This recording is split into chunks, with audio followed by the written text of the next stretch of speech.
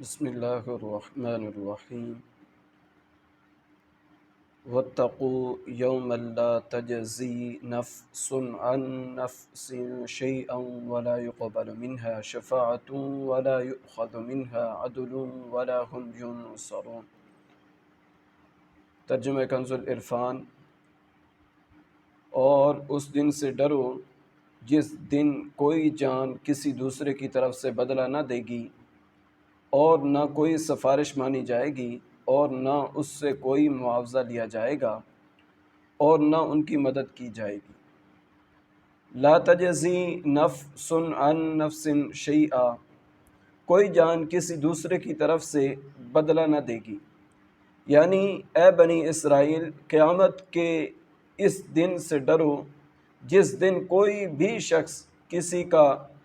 کسی کافر کی طرف سے بدلہ نہ دے گا اور نہ کافر کے بارے میں کسی کی کوئی سفارش مانی جائے گی اور نہ اس کافر سے جہنم کے عذاب سے نجات کے بدلے کوئی معاوضہ لیا جائے گا اور نہ ان کفار سے اللہ تعالیٰ کا عذاب دور کر کے ان کی مدد کی جائے گی۔ شفاعت کی امید پر گناہ کرنے والا انسان کیسا ہے جو کسی کافر کی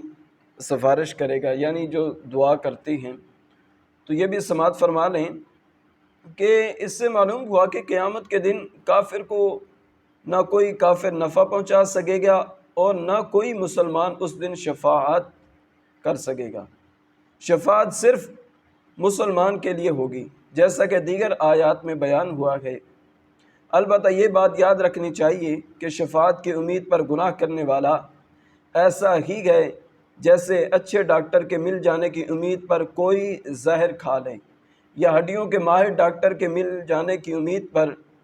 گاڑی کے نیچے آ کر سارے بدن کی ہڈیاں توڑوا لے۔ تو خدا را، جب آپ لوگوں کو پتہ ہے کہ یہ گناہ کریں گے یہ سزا ملے گی، اس سے یہ نقصان ہوگا، تو خدا را اس سے باز آ جائیں، اپنے آپ کو سیدھا کر لیں۔ اللہ رب العزت کی بارگاہ میں دعا ہے کہ مولا کریم میرا پڑھنا آپ کا سننا اپنی بارگاہ میں شرف قبولیت عطا فرمائے۔ وما علینا الا البلاغ